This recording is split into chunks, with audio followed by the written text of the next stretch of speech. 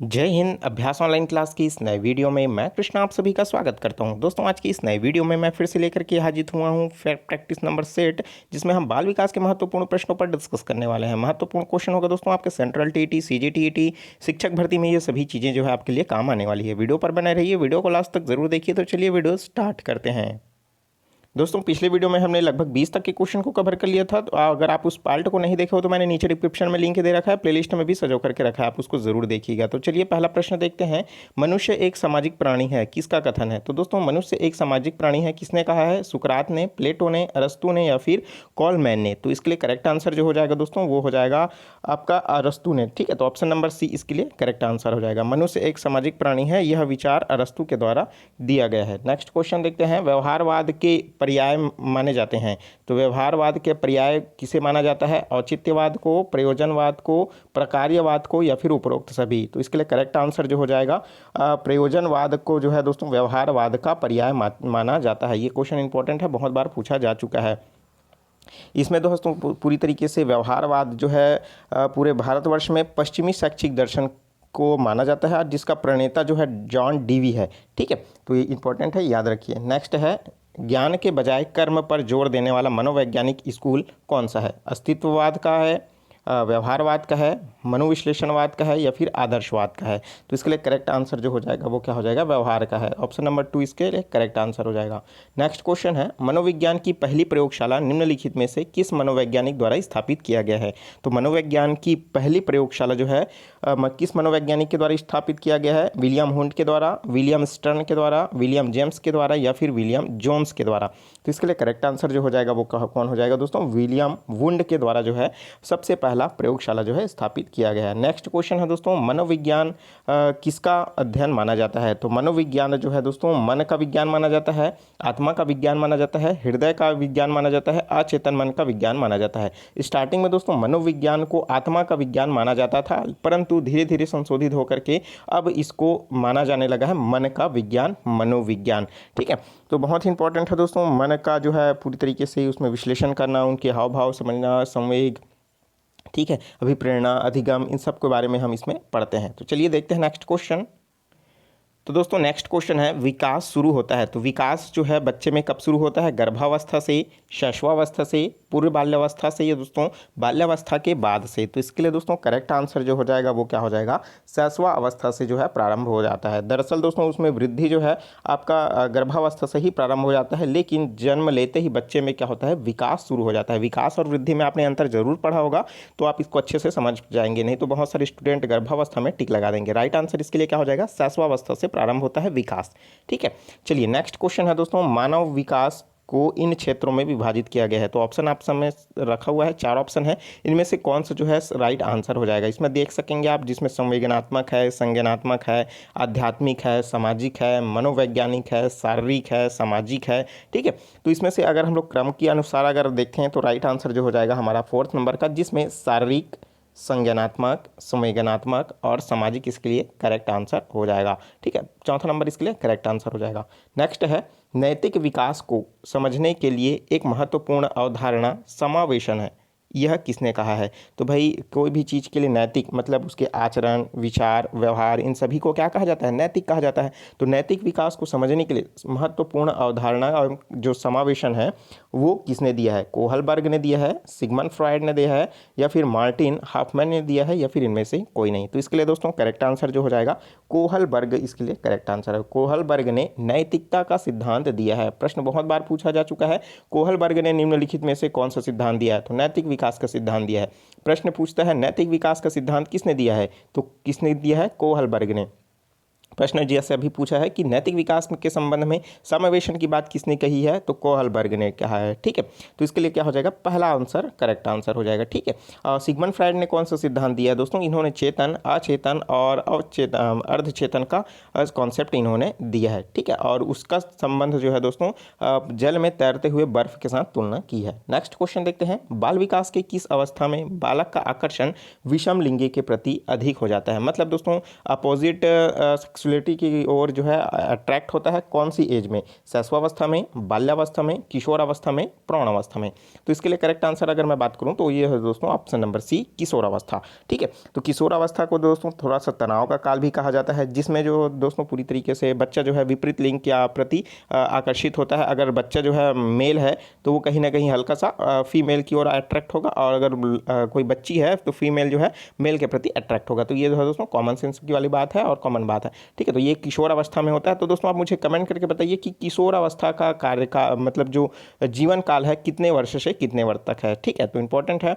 अगर मैं बात करूँ शैशवावस्था में तो सिर्फ ये मातृ प्रेम रहता है, सिर्फ माता के प्रति ही रहता है। बाल्यावस्था में क्या होता है, थोड़ा सा समलैंगिक के प्रति क्या होता है, आकर्षण होता है। प्रश्न पूछा जाता है कि समलैंगिक किस अवस्था में होता है। ठीक है, तो बाल्यावस्था में आपने देखा होगा कि बच्चों का जो गैंग रहता है ना, बच्चों लड़कों का, उसमें अगर कोई लड़की आ जाए तो उसको क्या कर दिया जाता है, भगा दिया जाता है, यह कह के कि तुम लड़की हो ऐसा वैसा। ठीक है, तो आप समझ सकते हैं कि जो है समलिंगी के प्रति जो है आकर्षण बाल अवस्था में रहता है, और विपरीत कब हो जाता है, जब किशोर अवस्था में आता है। ठीक है, प्रौढ़ अवस्था तो इसमें बात नहीं कही गई है। ठीक है, तो ऑप्शन नंबर सी इसके लिए करेक्ट आंसर हो जाएगा। नेक्स्ट है, निम्नलिखित में से कौन सा विकास का सिद्धांत नहीं है? तो विकास का सिद्धांत इनमें से कोई नहीं है। अगर आपने सिद्धांत पढ़ा होगा तो आपको इसका आंसर जरूर दे पाएंगे। विशिष्ट से सामान्य क्रिया का सिद्धांत, निरंतरता का सिद्धांत, विभिन्नता का सिद्धांत, एकीकरण का सिद्धांत। तो इसके लिए करेक्ट आंसर जो हो जाएगा दोस्तों विशिष्ट से सामान्य क्रियाओं का सिद्धांत। ये कोई सिद्धांत नहीं है, किन्हीं के द्वारा इसको प्रतिपादित नहीं किया गया है। तो ऑप्शन नंबर ए इसके लिए करेक्ट आंसर हो जाएगा। ठीक है, अब साथ ही साथ अगर मैं बात करूं दोस्तों इसमें सामान्य से विशिष्ट की ओर सिद्धांत जो है चिंतन एवं तर्क के संबंध से संबंधित है, और बालक पहले सामान्य वस्तुएं और बाद में विशिष्ट या विशेष बातें सीखता है। जैसे उदाहरण की बात करें, कोई शब्दावली है उसका निर्माण करना है, जिसमें बालक पहले सामान्य शब्द को सीखेगा, बाद में विशिष्ट शब्द को सीखेगा। लेकिन ये सिर्फ कथन है, कोई इसमें कोई सिद्धांत नहीं है। इस चीज़ को आप ध्यान रखिए। ठीक है, चलिए नेक्स्ट क्वेश्चन देखते हैं।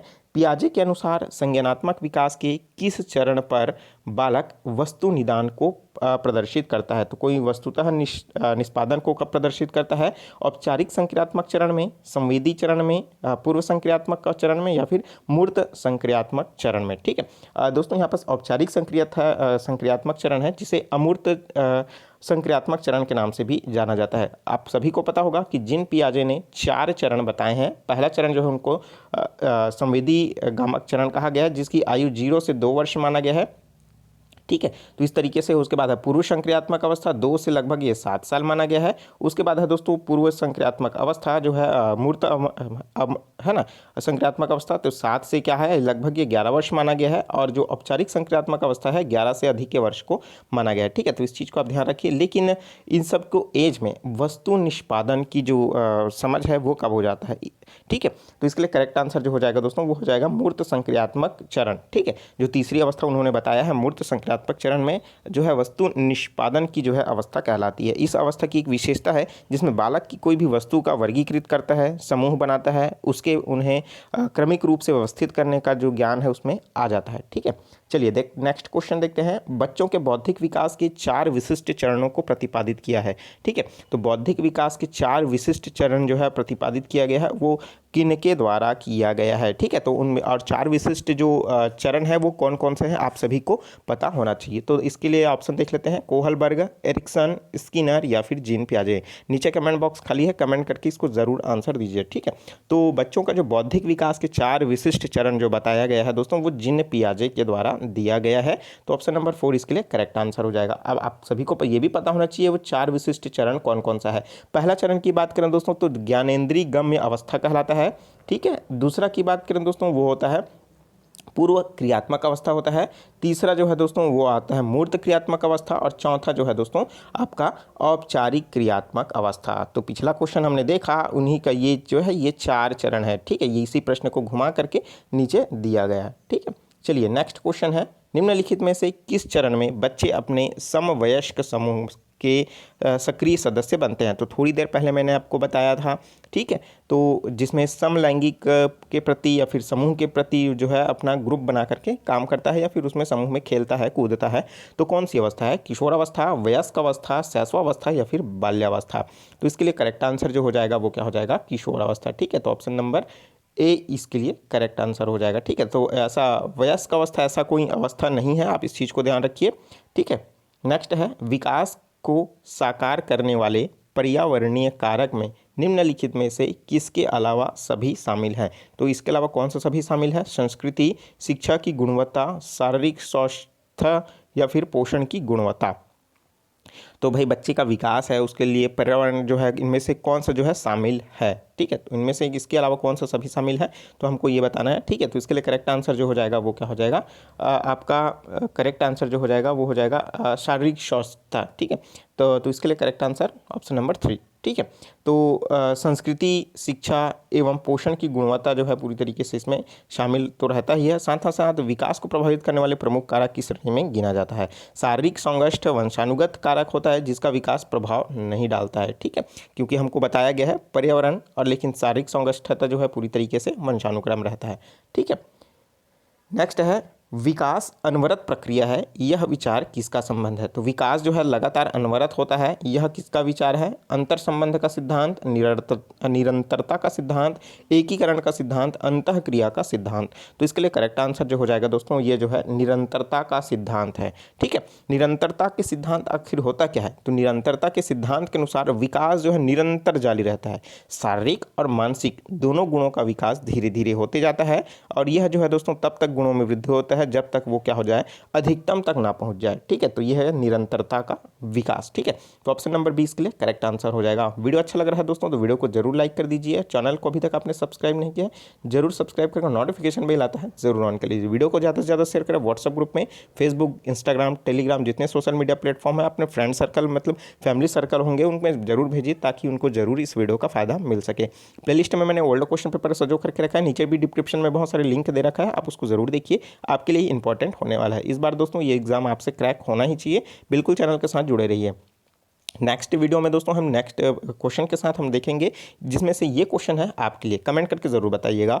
बच्चों के भाषाई विकास का महत्वपूर्ण चरण कौन सा होता है? तो बच्चों में क्या करना है, उनका भाषा का विकास करना है तो उसका महत्वपूर्ण चरण कौन सा होगा? शिशु अवस्था, बाल्यावस्था, किशोर अवस्था या फिर वयस्क अवस्था, ठीक है। तो इसके लिए करेक्ट आंसर क्या हो जाएगा तो आप मुझे कमेंट करके बताइए। बहुत ही सिंपल सा है, बहुत ही आसान है ये क्वेश्चन, इसमें तो डेफिनेटली आप सही आंसर दे ही देंगे, ठीक है। तो चलिए दोस्तों मिलते हैं नए वीडियो में नए जानकारी के साथ, और कोई भी डाउट है या फिर कोई सवाल है तो नीचे कमेंट्स बॉक्स में ज़रूर पूछ लीजिएगा।